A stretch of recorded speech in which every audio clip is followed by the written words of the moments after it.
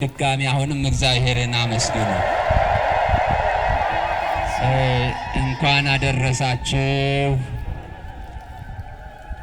ሰዓታችን ለመጠቀም ይህንን በዓል አስመልክተው የዕለቱን የወንጌል አገልግሎት ወደኛ በሚስማማን መልኩ የሚያደርሱልን አስቀድሜ በስም የጠቀስኳቸው የአድባራቱ የአራቱም ጉባኤያት የምስክር መምህር የሆኑት መራሄ ሊቃውንት መምህር ያዕቆብ ተክለአረጋዊ ይሆናሉ።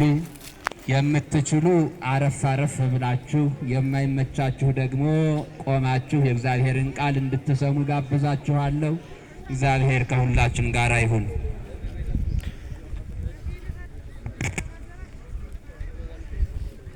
መላ ሰውነታችንን በጌታችን በመድኃኒታችን በኢየሱስ ክርስቶስ ትዕምርተ መስቀል እናማትል። በስመ አብ ወወልድ ወመንፈስ ቅዱስ አሃዱ አምላክ አሜን። አቤቱ አምላካችን እግዚአብሔር ሆይ በሀብት ስበህ በረድኤትህ አቅርበህ በቸርነትህና በምሕረትህ ጠብቀህ ለዚህ ዕለትና ለዚህ ሰዓት ስላደረስከን እናመሰግንሃለን። እመ አምላክ አሜን በሏ። እመ አምላክ ወላዲተ አምላክ ድንግል ማርያም ሆይ በአማላጅነትሽ እንድታስምሬን ከመከራ ሥጋ ከመከራ ነፍስ እንድትጠብቂን በአንቺ እንማጸናለን።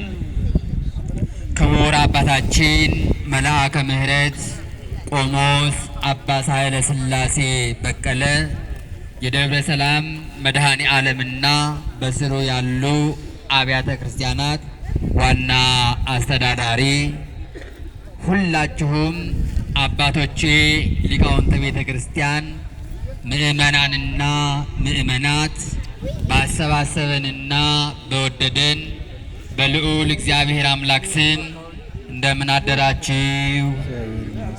እንደምን ሰነበታችሁ? እግዚአብሔር ይመስገን ብለን ስሙን እንድንጠራው ስለረዳንና ስለፈቀደልን አምላካችን እግዚአብሔር ስሙ ለዘለዓለም ይክበር ይመስገን። እንኳን ለጌታችን ለመድኃኒታችን ለኢየሱስ ክርስቶስ የጥምቀት በዓል በሰላም አደረሳችሁ አደረሰን። እግዚአብሔርን አመስግኑት። እንደ እግዚአብሔር አምላክ መልካም ፈቃድ ለአጭር ደቂቃ የምንማርበት የትምህርታችን ርዕስ እንዲህ ይላል። አንሰ እፈቅድ እምኀቤከ እጠመቅ፣ እኔ ካንተ ልጠመቅ እወዳለሁ። እስቲ ሁላችሁም ይህንን ኃይለ ቃል በሉ። እኔ ካንተ ልጠመቅ እወዳለሁ። ድገሙት እንዳትረሱብኝ። እኔ ካንተ ልጠመቅ እወዳለሁ። ስለ ቃሉ አምላካችን እግዚአብሔር ስሙ ለዘላለም ይክበር ይመስገን።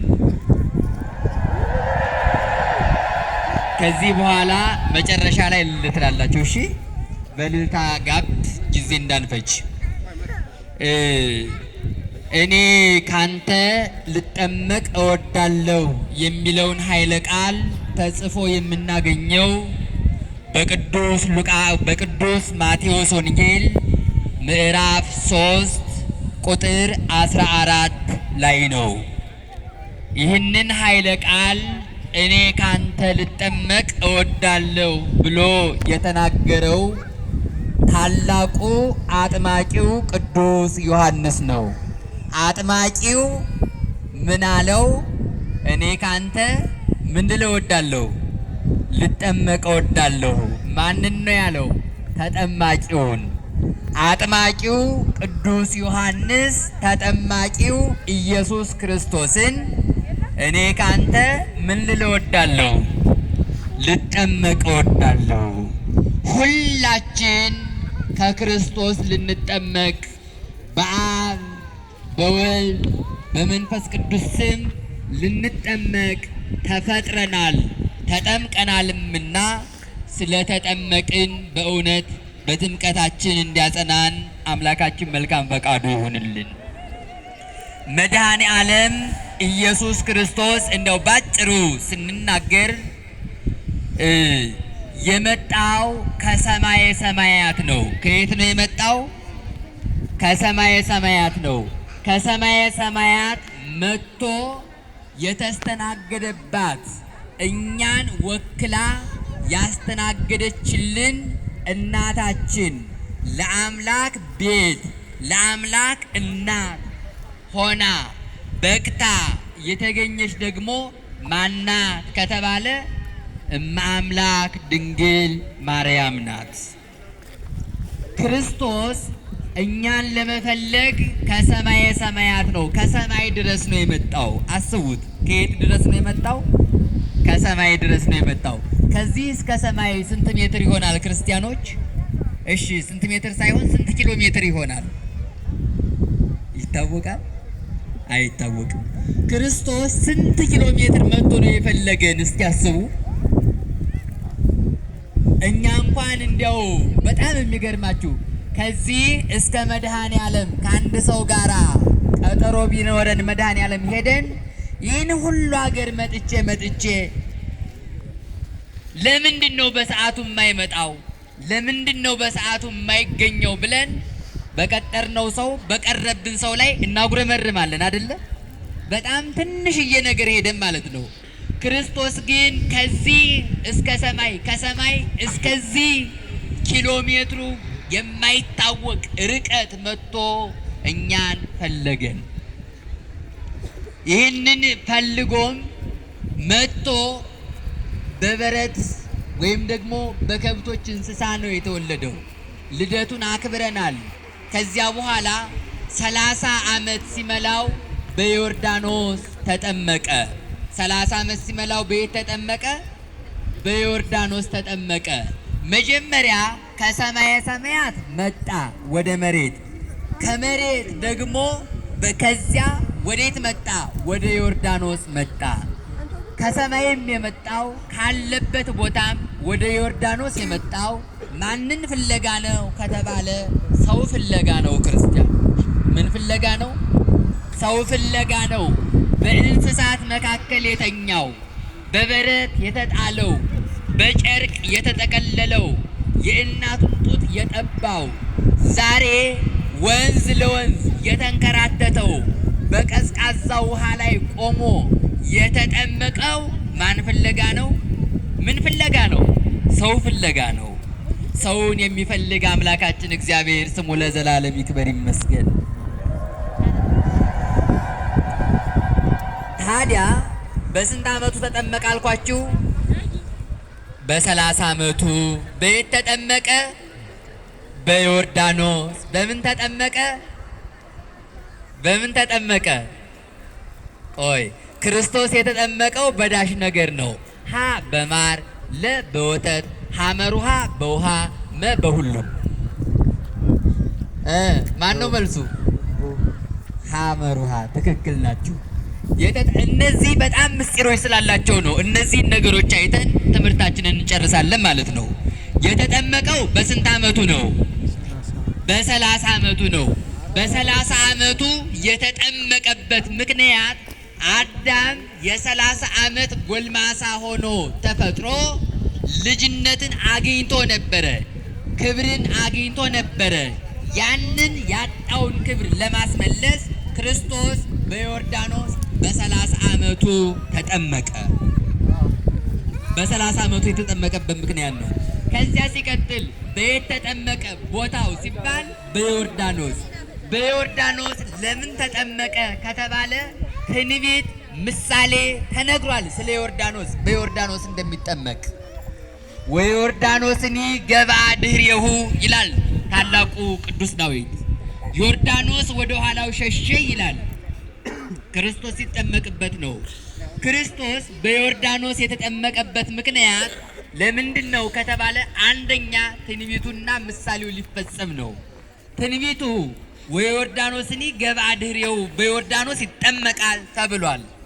ዮርዳኖስ ደግሞ ምሳሌ አለው። ዮርዳኖስ የሚባለው ወንዝ ከላይ ምንጩ አንድ ነው። ምንጩ ስንት ነው? አንድ ነው። ከዚያ በኋላ እታች ይወርድና በወደብ ከሁለት ይከፈላል፣ ወይም በደሴት ከሁለት ይከፈላል። ደሴት ታውቃላችሁ ክርስቲያኖች? ደሴት ማለት ምንጩ ከአንድ ቦታ ፈልቆ የዮርዳኖስ ወንዝ ከዚያ በኋላ በመካከሉ ደሴት ገብቶ ውሃው ከሁለት ይለያል ማለት ነው። ከዚያ በኋላ ደግሞ በስተመጨረሻ ይሄ ደሴቱ ካለቀ በኋላ በስተመጨረሻ ደግሞ ይገናኛል። ይሄ ምሳሌነት አለው። ለምን ከተባለ ከላይ ዮርዳኖስ ነቁ ወይም ምንጩ ስንት ነዋል? ክርስቲያኖች አንድ ነው። የሰው ሁሉ አባት ስንት ነው? ማን ነው እርሱ? አዳም። በጣም ጥሩ። ሰው ሁሉ የተገኘው እኮ ከአንድ ከአዳም ነው። ከዚያ በኋላስ ሕዝብ አሕዛብ ተብሎ በሃይማኖት ተለያየ።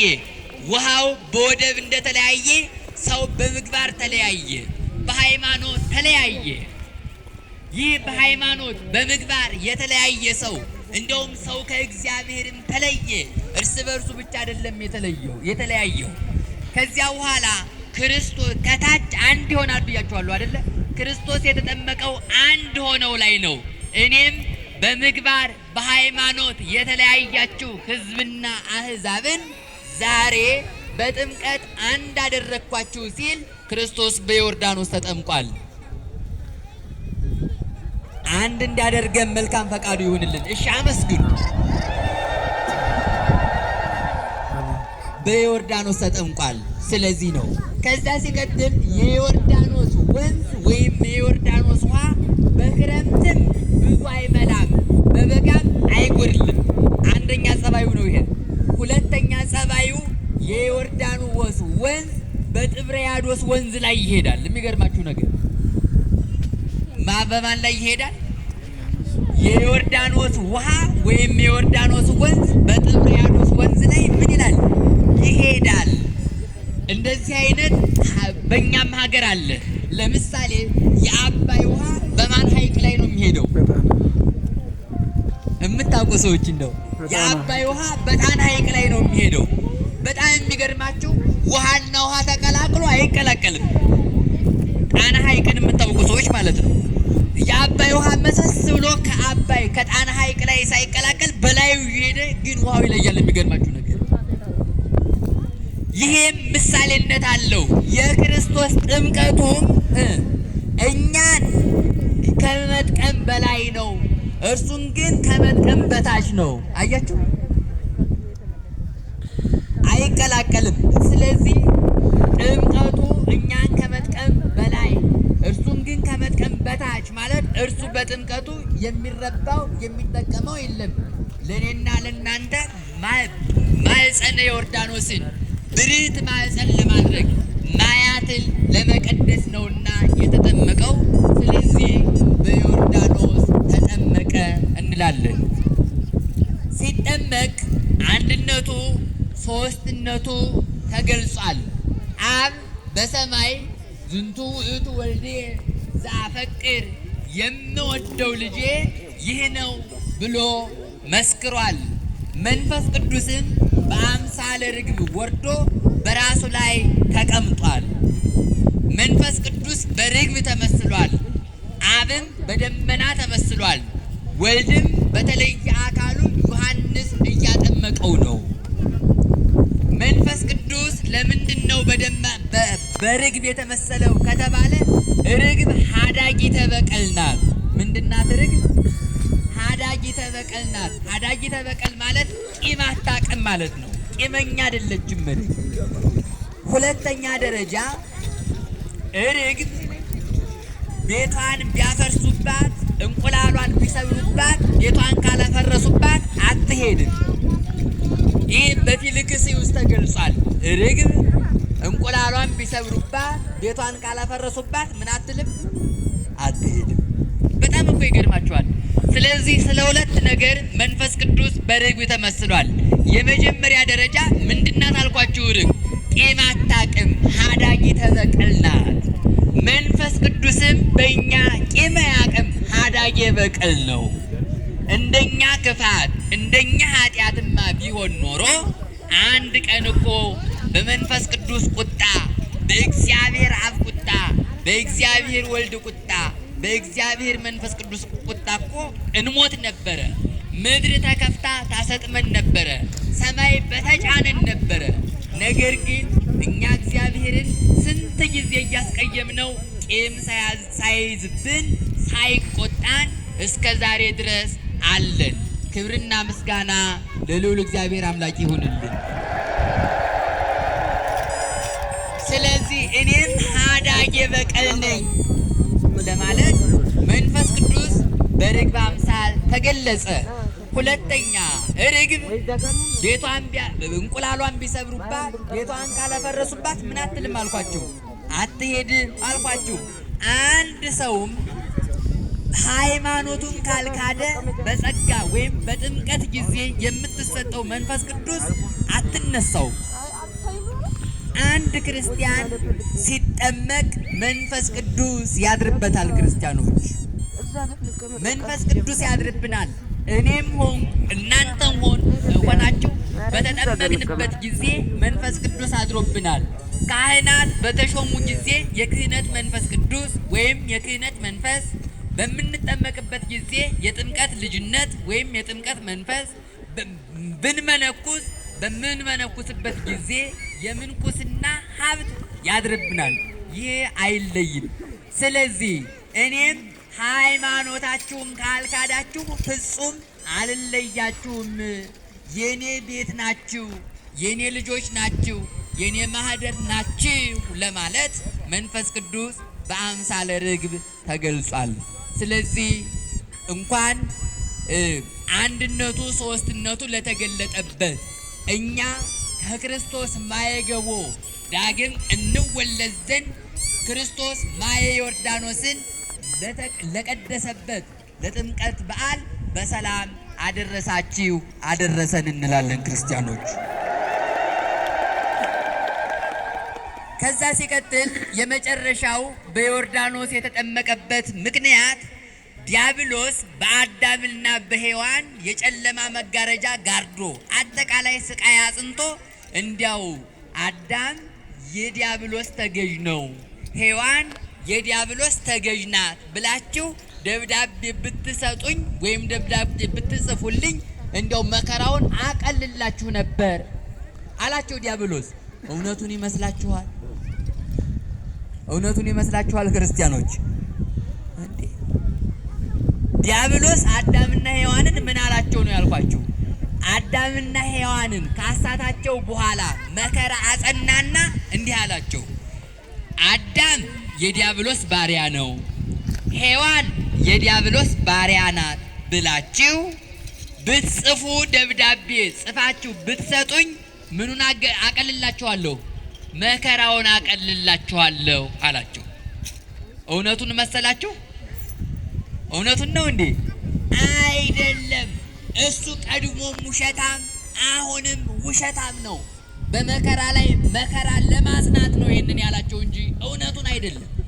እነርሱ ግን እውነቱን መስሏቸው አዳም ገብሩ ለዲያብሎስ ሔዋን አመቱ ለዲያብሎስ ይላል።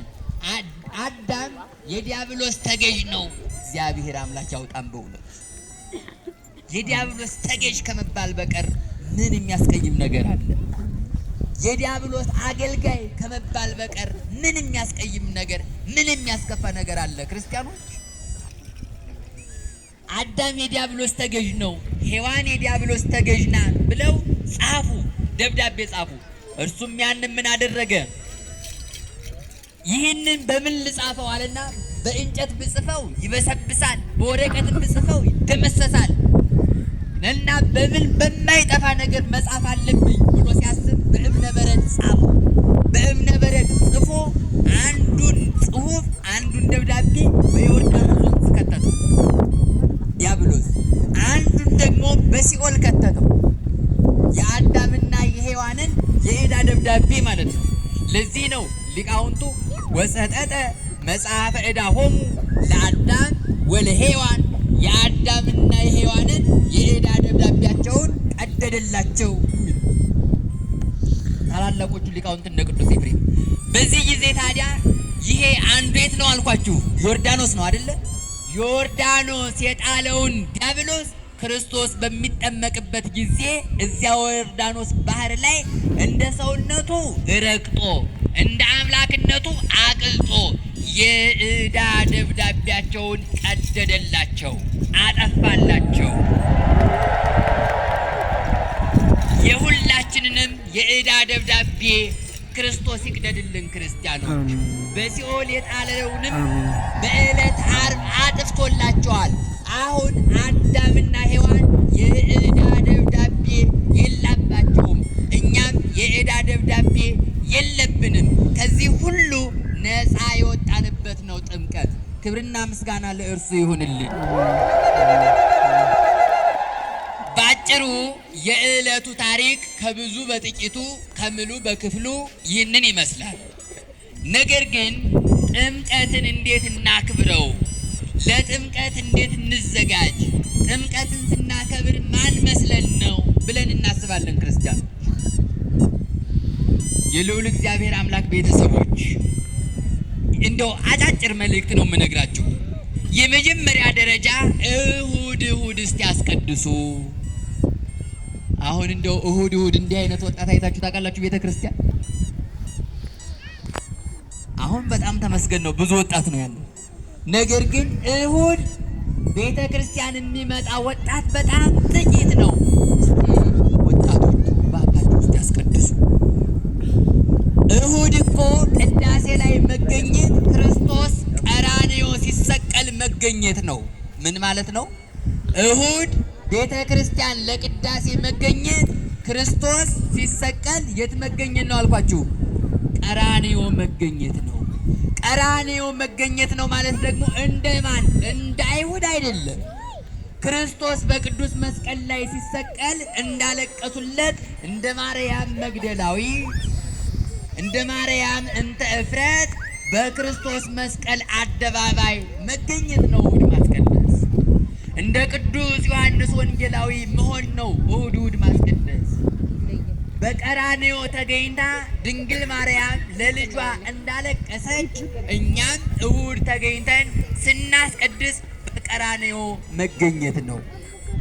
ስለዚህ ክርስቶስ በቀራንዮ በተሰቀለ ጊዜ ዘመን ቢገጥማችሁ ቦታ ቢያድላችሁ መገኘት ትፈልጋላችሁ አትፈልጉም? እስቲ ንገሩኝ። ትፈልጋላችሁ አትፈልጉም? እስቲ ግለጹልኝ፣ እንደው በእልልታ ግለጹልኝ። እንፈልጋለን ከሆነ መልሳችሁ እንደዚህ። ስለዚህ ሁላችሁም እሁድ አስቀድሱ። እኔ በጣም ይገርመኛል እሁድ ወደ ኳስ ሜዳ የሚሮጥ ወጣት ወደ ቤተ ክርስቲያን መሮጥ ሲገባ። ስለዚህ እንድታስቀድሱ አሳስባለሁ። እሺ፣ እንደው መኝታ ልብሳችሁ ቅዳሴ ሰዓት ደርሶ ልብስ ስቀይሩ፣ ልብስ ስትፈልጉ እግዚኦ መሐረነ ክርስቶስ የሚባልባችሁ በጣም ሞልታችኋል አይደል?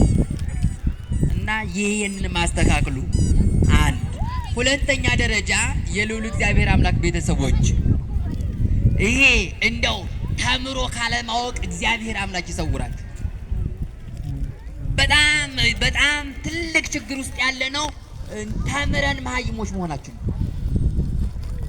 ተምሮ መሀይም መሆን ደግሞ በጣም ትልቅ ስህተት ነው። ስለዚህ ተምሮ ካለማወቅ እግዚአብሔር አምላክ ይሰውረን እላለሁ። አውቃችሁታል አይደለ? ተምሮ እንዴት እንዳልተማረ ሰው ይሆናል። ስለዚህ ድሮ የተማረ ይግደለኝ ይባል ነበር አይደለ? ዛሬስ ያልተማረ ይግደለኝ። እውነት አሰብ። ድሮ ያልተማረው ነበር ተንኮለኛ፣ ዛሬ ደግሞ የተማረው ሆነ። ስለዚህ እንደው ተምረን እንዳንገድልሽ። ከዛ ሲቀጥል የልዑል እግዚአብሔር አምላክ ቤተሰቦች ሁል ጊዜም መንግስተ ሰማይን እናስብ። እኔ የሰው ልጅ ስንፍናው፣ የሰው ልጅ ሞኝነቱ ለምን እንደሆነ ይገርመኛል። ሰው እንዴት ይሰንፋል? መቃብርን ያህል ቁልቁለት፣ ሰማይን ያህል ዳገት አስቀምጦ እንዴት ይበላል? እንዴት ይተኛል? እምላቸው እንዴት በጾም ይበላል? እንዴት በጾም ይጠጣል? እንዴት ይደላቀቃል? ይገርማል። እንዴት የእግዚአብሔርን ሕግና ስርዓት ይሽራል? በጣም ስንት ችግር እኮ አለ። የኛ ህይወት እኮ እንደ እንስሳት ህይወት ድንጋይ ስራ አይቀርም፣ መቃብር ውስጥ እኮ አይቀርም፣ አፈር ሆነን እኮ አንቀርም። ነፍሳችን እኮ አትሞትም። ወይ ሲኦል ወይ ገነት ወይ ገሃነመ እሳት ወይ መንግስተ ሰማያት እኮ ትሄዳለች። እዚሁ ነው እንደኛ የምንቀረው አይደለም። ስለዚህ በዚያ መልካሙ እንድንታደል ትጉሆች ጠንካሮች እንድንሆን አምላካችን እግዚአብሔር አምላክ ይርዳን እላለሁ። በመጨረሻም በጥምቀት ጊዜ የልደትን በዓል ስታከብር ይላል ታላቁ አረጋዊ መንፈሳዊ፣ የልደትን በዓል ስታከብር ወሶበ ይበው ሰብአ ሰገል ጸዊሮሙ አማሁ አንተኒ ጸዊረከ አማሁ። ሰብአ ሰገል ለክርስቶስ እጅ መንሻውን ተሸክመው በሚገቡበት ጊዜ አንተም እጅ መንሻውን ተሸክመህ ግባ። አንድ በቅተህ፣ ሁለተኛ የምስጋና እጅ መንሻ ይዘህ ግባ። ሶስተኛ ወበጊዜ ጥምቀቱ ተባየጽ ምስለ ዮሐንስ፣ በጥምቀቱም ጊዜ ከዮሐንስ ጋራ አንድ ሁን፣ ከዮሐንስ ጋራ ተወዳጅ ይላል። ምን ማለት ነው ይሄ ከተባለ ክርስቶስን በፍጹም ትህትና እንዳጠመቀው አንተም በፍጹም ትህትና ጥምቀትን አክብረው። ክርስቶስን ዮሐንስ በፍጹም የጫማን ጠፍር እንኳን ልፈታ አይገባኝም እንዳለ አምልኮቱን እንደገለጸ አንተም ፍጹም አምልኮትህን ግለጽ ይላል። ስለዚህ በዚህ መልኩ እንድናከብር አምላካችን እግዚአብሔር አምላክ ይርዳን። ስትማሩም እንዲያው ዮሐንስ የሚል ሰው ዩቲዩብ ላይ ወጥቶ ሲያስተምር በጣም ያንደደኝ። ዮሐንስን እንኳን በደንብ መጥራት ሳይችል ስለ ዮሐንስ ማስተማር ይጀምራል። በጣም የሚገርማችሁ ነገር። ስለዚህ ጆሮአችሁን፣ አፋችሁን፣ አይነ ልቦናችሁን፣ እዝነ ልቦናችሁን ራሱ የምትሰጡትንም እወቁ። ዝም ብሎ በዩቲዩብ ሁሉ ያስተማረውም ሊቅ አይደል። ይቆየን።